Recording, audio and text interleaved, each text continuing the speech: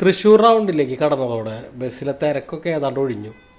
ആളൊഴിഞ്ഞ ബസ്സിൽ തൃശ്ശൂർ സ്വരാജ് റൗണ്ടിലെ കാഴ്ചകൾ കണ്ട് ഇങ്ങനെ യാത്ര ചെയ്യാന്ന് പറഞ്ഞാൽ നല്ല രസമുള്ളൊരു അനുഭവമാണ്. ഇന്ന് ടൗണിൽ വന്നുള്ളതിന് രണ്ട് ഉദ്ദേശങ്ങളാണുള്ളത്. ഒന്ന്, ശ്രീ രാധാകൃഷ്ണ കോഫി ക്ലബ്ബിൽ നിന്ന് മസാല ദോശയും ഉപ്പുമാവും കഴിക്കണം.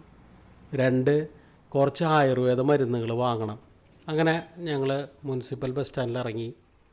ഇവിടെയാണ് ശ്രീ രാധാകൃഷ്ണ കോഫി ക്ലബ്ബ് ഉള്ളത്. ഈ രാധാകൃഷ്ണനെ കുറിച്ച് പറയുകയാണെന്നുണ്ടെങ്കിൽ പണ്ട് 1943 തൃശ്ശൂർ പത്തൻസ് ഹോട്ടലിൽ ജോലി ചെയ്യാൻ വന്നതാണ് ഗോപാലകൃഷ്ണൻ എമ്പ്രാന്തിരി. ഈ ഗോപാലകൃഷ്ണൻ എമ്പ്രാന്തിരിയും അദ്ദേഹത്തിൻ്റെ സഹോദരന്മാരും കൂടി ചേർന്ന് 4 പേർക്ക് ഇരിക്കാവുന്ന ചെറിയൊരു കാപ്പിക്കടയായിട്ടാണ് രാധാകൃഷ്ണ കോഫി ക്ലബ്ബ് തുടങ്ങുന്നത്. രാധാകൃഷ്ണയുടെ ഒരു പ്രത്യേകത എന്ന് പറഞ്ഞു കഴിഞ്ഞാൽ ഇവിടുത്തെ പ്രൈസിങ് തന്നെയാണ്. മറ്റുള്ള റെസ്റ്റോറൻറ്റുകളെ അപേക്ഷിച്ച് ചെറിയ തുകയ്ക്ക് സാധാരണക്കാർക്ക് ഭക്ഷണം കൊടുക്കുക എന്നുള്ള ഉദ്ദേശത്തിലാണ് ഇവർ ഈ റെസ്റ്റോറൻറ്റ് തുടങ്ങിയത്. അതുകൊണ്ട് തന്നെ വലിയ ഗംഭീരമായിട്ടുള്ള സൗകര്യങ്ങളോ AC ഒന്നും ഇവിടെ ഇല്ല. പകരം നല്ല ഭക്ഷണം ചെറിയ വിലയ്ക്ക് കിട്ടും. എൻ്റെ ഡാഡിയുടെ ഏറ്റവും ഫേവറേറ്റ് സ്പോട്ടായിരുന്നു രാധാകൃഷ്ണ കോഫി ക്ലബ്ബ്. ഞങ്ങളൊക്കെ കുട്ടിക്കാലത്ത് ഏറ്റവും കൂടുതൽ മസാല ദോശയൊക്കെ കഴിച്ചിട്ടുള്ളത് ഈ ഒരു റെസ്റ്റോറൻറ്റിൽ നിന്നാണ്. പലർക്കും ഇവിടെ ഇഷ്ടമില്ലാത്തൊരു കാര്യം എന്താണെന്ന് വെച്ച് കഴിഞ്ഞാൽ നമ്മൾ കഴിക്കുന്ന ടേബിളിൽ മറ്റ് ഫാമിലീസും കൂടി ഷെയർ ചെയ്യേണ്ട ഒരവസ്ഥ പലപ്പോഴും ഇവിടെ ഉണ്ടാവാറുണ്ട്. എന്തായാലും ഇന്ന് ഞങ്ങൾക്ക് ആ അവസ്ഥ ഉണ്ടായില്ല. അതുപോലെ തന്നെ ഫുഡ് ഇവിടെ കഴിക്കുമ്പോൾ മുൻകൂർ ടോക്കൺ എടുക്കണം. 2 മസാല ദോശ, പിന്നെ ഒരു ഉപ്പുമാവ്, ഒരു ഊത്തപ്പം, 3 ചായ, 3 വട. സന്തോഷം കൊണ്ട് ദീപു ഒരു ആനക്കുട്ടിയുടെ പോലെ തലയാട്ടി.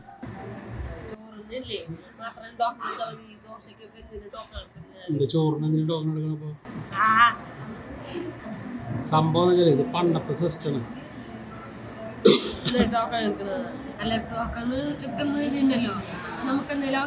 എന്തെങ്കിലും ആവശ്യം ഉണ്ടെങ്കിൽ പറഞ്ഞാൽ മതി, കൊണ്ടു തരും. അതിന് ടോക്കൺ എടുക്കണമെന്നില്ല. ഈ വിശന്നിരിക്കുമ്പോഴേ ദീപുല് 4 സൈഡിലും കണ്ടിട്ടാ. പുറകിൽ വന്നുകൊണ്ടിരുന്ന ദോശ തൊട്ടടുത്ത ടേബിളിലേക്ക് പോയപ്പോൾ ദീപുവിൻ്റെ മുഖം ഒന്ന് വാടിയിട്ടാ. നമുക്കന്നല്ലേ. അങ്ങനെ ദീപുവിൻ്റെ ചമ്മി ചിരിയും ഓരോ ഗ്ലാസ് വെള്ളവും കുടിക്കാൻ്റെ ഇടയിൽ ഞങ്ങളുടെ ഓർഡർ എത്തിയിട്ടാ. ഊത്തപ്പവും അതിൻ്റെ ഒപ്പം മസാല ദോശയാണ് ആദ്യം കൊണ്ടുവന്നത്. മസാല ദോശ അത്യാവശ്യം നല്ല വലുപ്പമൊക്കെ ഉണ്ട് കേട്ടോ. ഊത്തപ്പത്തിൻ്റെ ഉള്ളി ഒരല്പം കരിഞ്ഞിട്ടുണ്ടോ എന്നൊരു സംശയം എനിക്ക് തോന്നി. അതിൻ്റെ ഒപ്പം തന്നെ വടയും പിന്നെ ഞാൻ ഓർഡർ ചെയ്ത ഉപ്പുമാവ് എത്തി. ഇതിൻ്റെ കൂടെ ഒരു കട്ടിച്ചമ്മന്തി ഇല്ല, അതില്ല, പാഴ്സലുള്ള നല്ല വലുപ്പമുള്ള ദോശയാണ് രാധാകൃഷ്ണല്ലേ. കൂടെ നല്ല സ്പൈസി മസാലയും. അങ്ങനെ ദീപു ദോശ സ്റ്റാർട്ട് ചെയ്തു കേട്ടോ. ഞാൻ എൻ്റെ ഉപ്പുമാവും നല്ല ചട്നിയും ഉപ്പുമാവും കൂടി ആദ്യം സ്പൂൺ വെച്ച് കഴിക്കാമെന്ന് വിചാരിച്ചു. പിന്നെ എനിക്ക് തോന്നി നമുക്ക് കൈ തന്നെ നല്ലത്. ചട്നി കൂട്ടി കുഴയ്ക്കുമ്പോഴേ അറിയാം അതിൻ്റെ ഒരു സോഫ്റ്റ്നെസ്.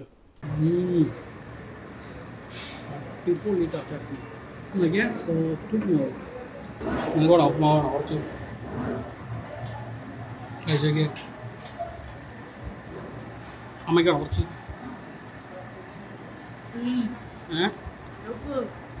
കുറച്ച് കഴിച്ചേ.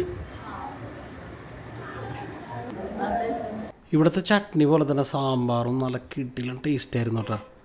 ഞാൻ ഉപ്പുമാവിൻ്റെ കൂടെ മിക്സ് ചെയ്ത് കഴിച്ചു നോക്കി. ഒരു രക്ഷയില്ല കേട്ടോ. അടിപൊളി സാമ്പാറല്ലേ.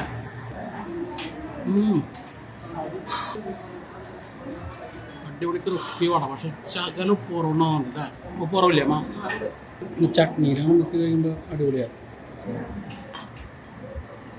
ഇനി ബാക്കിയുള്ള ഉഴുന്നുവട അതിങ്ങനെ ചെറിയ ചെറിയ പീസുകളാക്കാം. എന്നിട്ട് അതും ഉപ്പുമാവും കൂടി മിക്സ് ചെയ്ത് കുറച്ച് ചട്നി എടുത്ത് അതിൻ്റെ മേലേക്ക് ഒഴിക്കുക. എന്നിട്ട് എല്ലാം കൂടി നല്ലപോലെ മിക്സ് ചെയ്ത് കുറച്ചങ്ങോട്ട് കഴിച്ചു നോക്കിയേ. ഇതിനിടയിൽ പരമകാരുണ്യവതിയായിട്ടുള്ള എൻ്റെ അമ്മ കുറച്ച് ദോശയും പിന്നെ ഇത്തിരി മസാല എനിക്ക് തന്നുട്ടാ. അങ്ങനെ ഞാൻ അതും കൂടി അങ്ങോട്ട് സേവിച്ചു.